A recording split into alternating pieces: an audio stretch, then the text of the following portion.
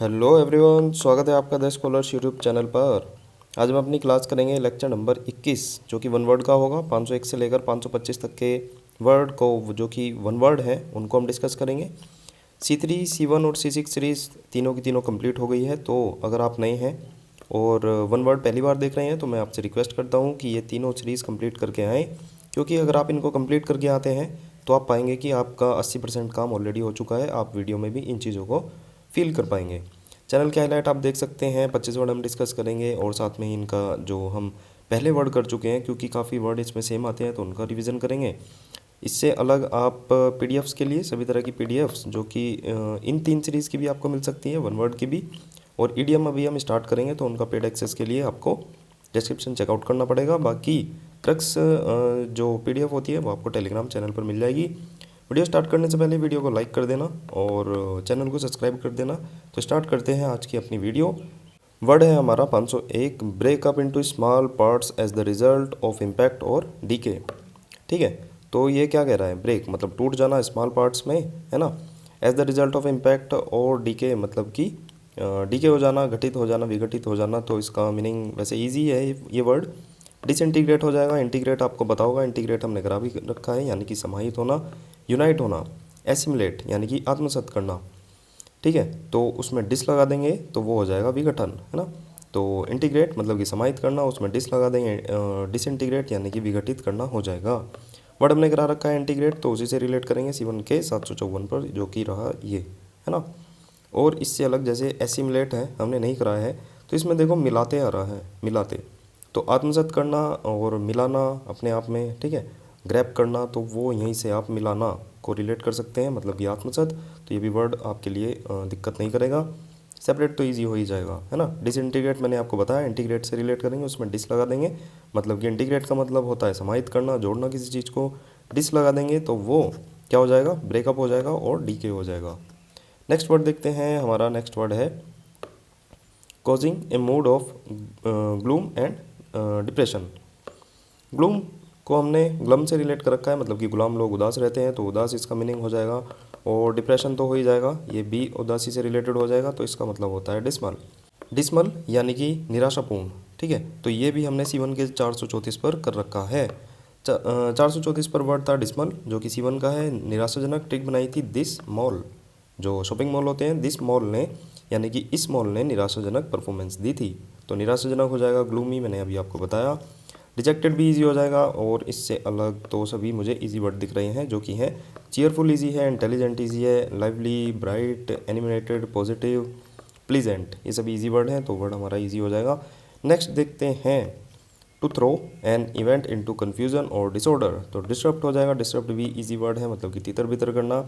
वैसे इससे अलग एक डिस्पर्स भी हमने इसी से मिलता जुलता करा रखा है, जो कि था हमारा C1 का 437। डिस्पर्स मतलब कि दिस पर्स, इस पर्स में सारा सामान फैला हुआ है। जैसे फीमेल्स के जो लेडीज़ के पर्स होते हैं, तो दिस पर्स में, उनके इस पर्स में सारा सामान फैला हुआ है, बहुत सारा सामान रखती हैं। एजेक्ट ईजी हो जाएगा, गैदर भी ईजी हो जाएगा।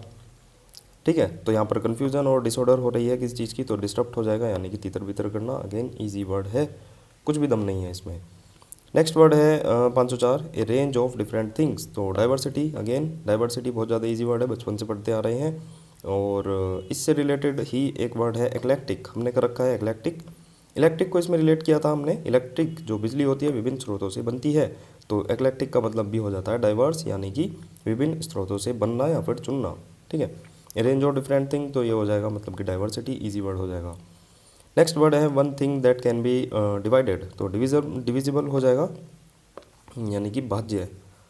One thing that can be divided, जो डिवाइड हो रही है ना, तो डिविजिबल हो जाएगा भाज्य। इससे अगले में हम इसका वो फॉर्मूला देखेंगे जो आप नॉर्मली पढ़ते हैं। इससे रिलेटेड वर्ड स्प्लिट, यानी कि विभाजित करना। आप स्प्लिट ऐप भी चलाते होंगे, ठीक है। जब हम कहीं घूमने जाते हैं तो हम स्प्लिट करते हैं, या साथ में हम अपने रूममेट से भी जो खर्चा है वो स्प्लिट करते हैं। काफ़ी सारे इनके ऐप आते हैं, तो काफ़ी यूज़फुल हो जाता है। तो विभाजित करना वही है स्प्लिट। और एक स्प्लिट स्क्रीन भी होती है, जैसे कि हम कहीं मल्टीटास्किंग कर रहे हैं तो स्प्लिट स्क्रीन हो जाती है, आधी इधर आधी इधर, तो ये विभाजित करना ही होता है। इससे अलग जो इन ईजी हो जाएगा, बाकी डिविजिबल तो आसान हो जाएगा। नेक्स्ट देखते हैं, ए नंबर कोई एक नंबर है which is use to divide another number, जैसे कोई नंबर है तो वो दूसरे नंबर को विभाजित कर रहा है, तो ये हो जाएगा डिवाइज़र, मतलब कि भाजक, है ना। कोई एक नंबर है वो दूसरे नंबर को डिवाइड कर रहा है तो हो जाएगा डिवाइज़र। अब हम फॉर्मूला देखते हैं, जैसे ये, ठीक है। डिविडेंड इज इक्वल टू क्या होता है, divisor multiply quotient plus remainder, ठीक है। हिंदी में क्या कहते हैं, इसको कहते हैं भाज्य इज इक्वल टू भाजक गुना भागफल प्लस शेषफल, ठीक है। तो आपको पता होगा ये चीज़ें, तो उसी से ही रिलेट करेंगे तो आसान हो जाएगा आपके लिए। आप फॉर्मूला यहाँ पर भी देख सकते हैं। नेक्स्ट देखते हैं, नेक्स्ट वर्ड है हमारा टू रिवील ए सीक्रेट। आप कोई सीक्रेट को रिवील कर रहे हैं तो डाइवल्ज हो जाएगा, मतलब कि प्रकट करना, भेद खोलना। डाइवल्ज हमने C1 के 4 4 5 पर करा रखा है। डाइवल्ज में हमने VULGE यानी कि वल्गर को रिलेट कर रखा है। वल्गर बात प्रकट करना ठीक नहीं होता, मीनिंग हो जाएगा इसका प्रकट करना, रिवील करना। कंसील, कंसील लाइट जो होती है वो लेंटर में छिपी होती है, इससे अलग हाइड इजी हो जाएगा, ठीक है। तो डाइवल्ज हमने करा रखा है, मतलब कि वल्गर बातों को प्रकट करना ठीक नहीं होता, उनका भेद खोलना ठीक नहीं होता। नेक्स्ट देखते हैं, country treated as permanent home by an individual, ठीक है। तो कंट्री आपको परमानेंट होम, किसी इंडिविजुअल का परमानेंट होम है ना, उसको ट्रीट कर रही है परमानेंट होम की तरह, तो वो हो जाएगा डोमिसाइल। डोमिसाइल आपको पता होगा, और डोमिसाइल तभी बनता है जब आप वहाँ के मूल निवासी हो। मूल निवास की बात हुई है तो हमने डेनिजन देख रखा है, मतलब कि डैनी एक पुरानी मूवी में जो विलेन होता था, डैनी जैन धर्मशाला का निवासी है ना, हैबिटेट है। और एक ये तो स्टार्टिंग में ही हमने देखा था जब हमने सीरीज स्टार्ट ही करी थी। ये C3 का 7वां ही वर्ड था, अबोर्ड, यानी कि एबोर्ड है घर चला जा, मतलब कि ड्वेलिंग, ठीक है। तो ये आप सभी देख सकते हैं, डोमिसाइल इजी वर्ड हो जाएगा। नेक्स्ट वर्ड देखते हैं, an area of land that is controlled by ruler, तो डोमिनियन हो जाएगा, अधिराज्य इजी वर्ड हो जाएगा। ऑटोनॉमी, स्वराज्य, इंडिपेंडेंट और डिपेंडेंस सभी इजी वर्ड हैं। नेक्स्ट वर्ड है नॉट एक्टिव और ग्रोइंग। आप बढ़ भी नहीं रहे हैं, एक्टिव भी नहीं है, तो डोरमेंट हो जाएगा। आपने ज्वालामुखी सुना होगा, ठीक है, डोरमेंट वोल्केनो, तो उसी से रिलेट कर लेना। और C1 के 450 पर ये हमने पहले भी डिस्कस कर रखा है, डोरमेंट।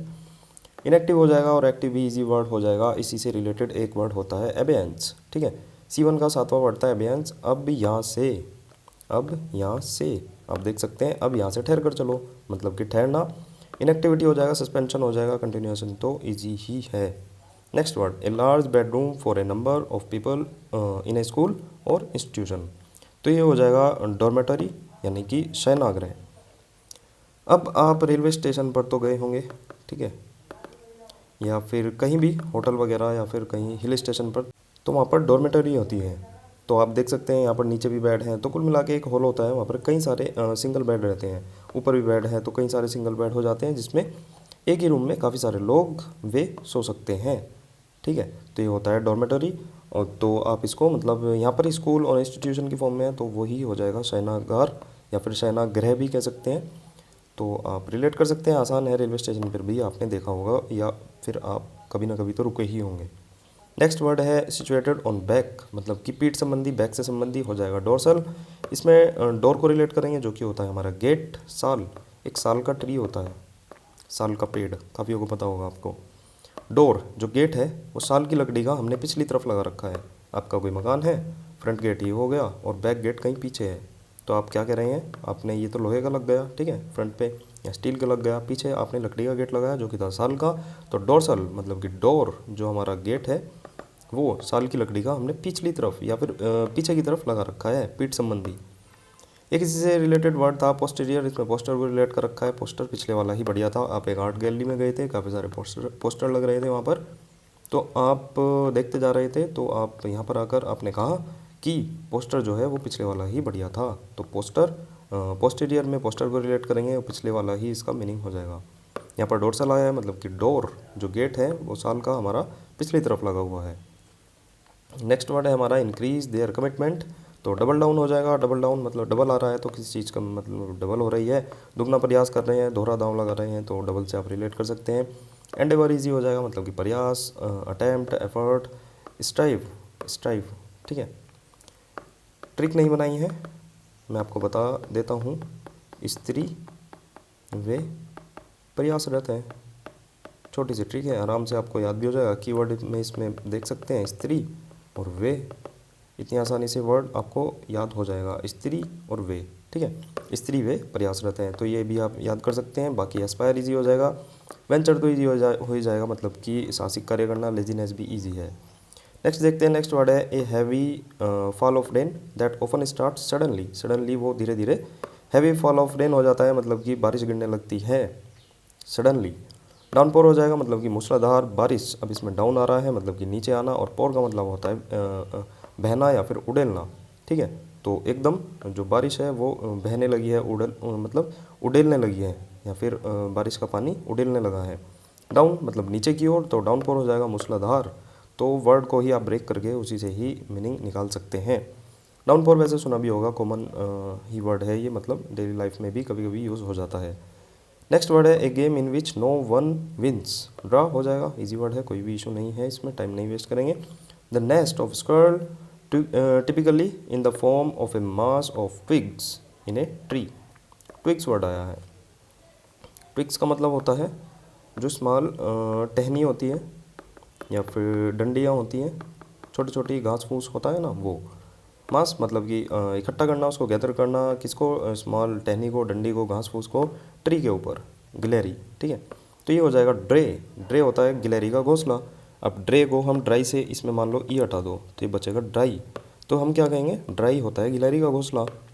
ठीक है, ड्राई होता है गिलहरी का घोंसला, तो ड्रे से हम ड्राई को रिलेट करेंगे, ड्राई होता है गिलहरी का घोंसला, तो आप आसानी से इसको याद कर सकते हैं।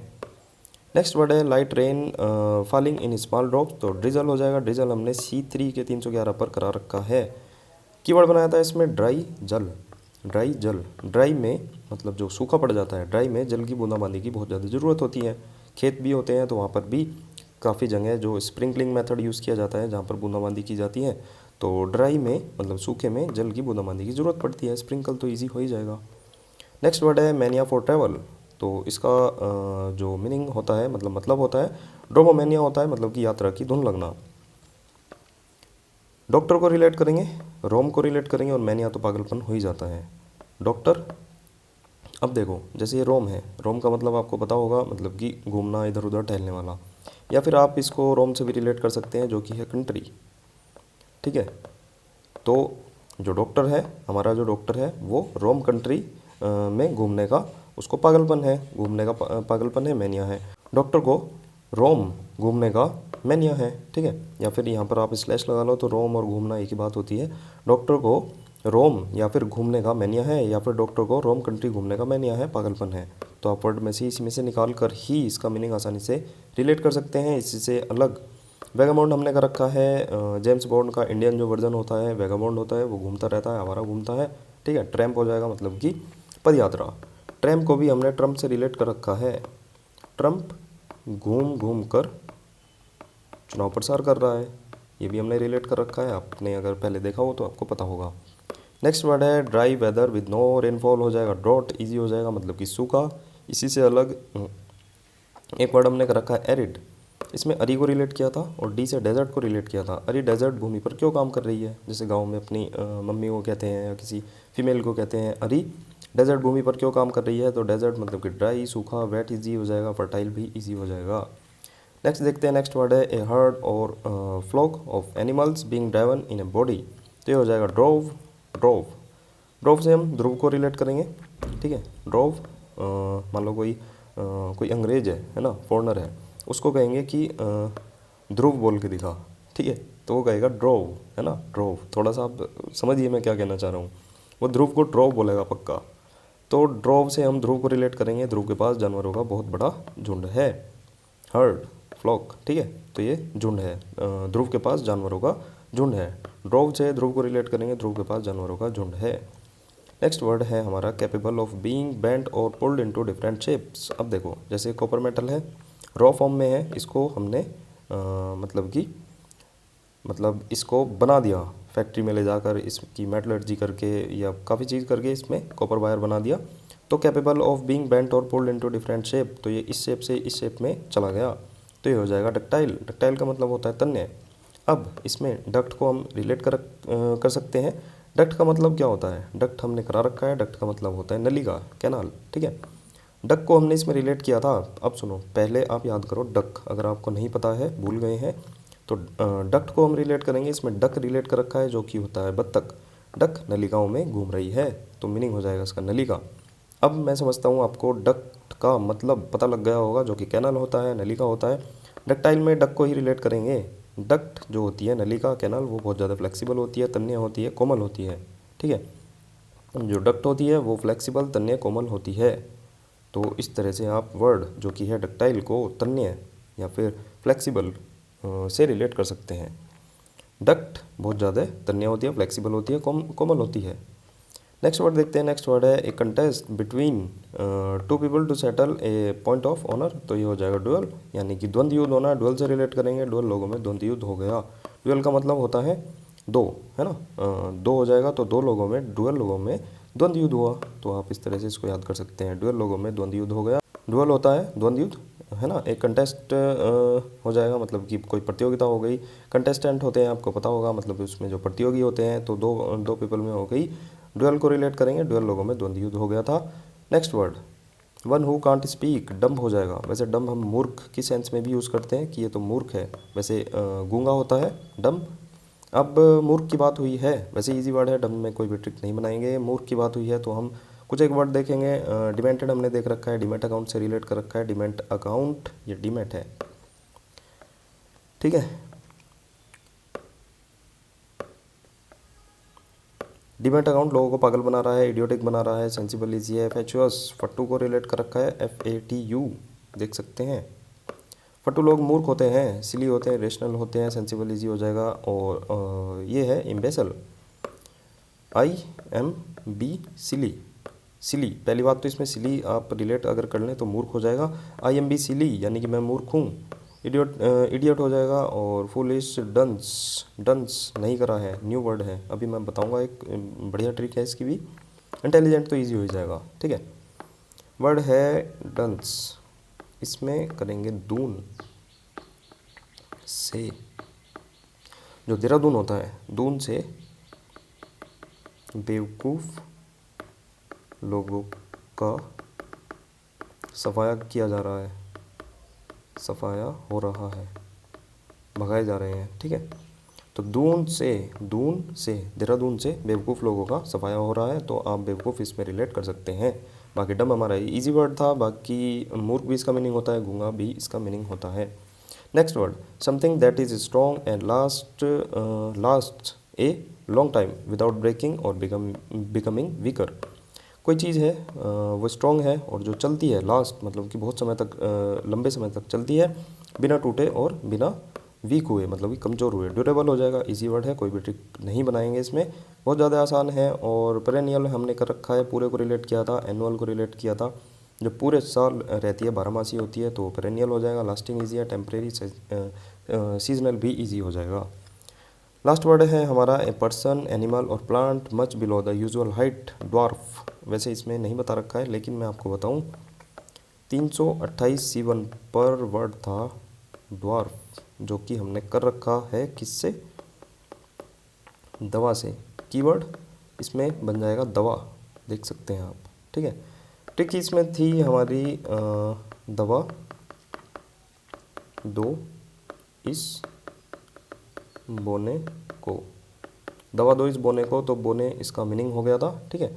और नोम, इसमें जीनोम से रिलेट कर रखा था कि जीनोम में कुछ गड़बड़ी हो जाती है, जो जीन्स होते हैं उसमें, मतलब कि उस वजह से वो बोना रह गया था।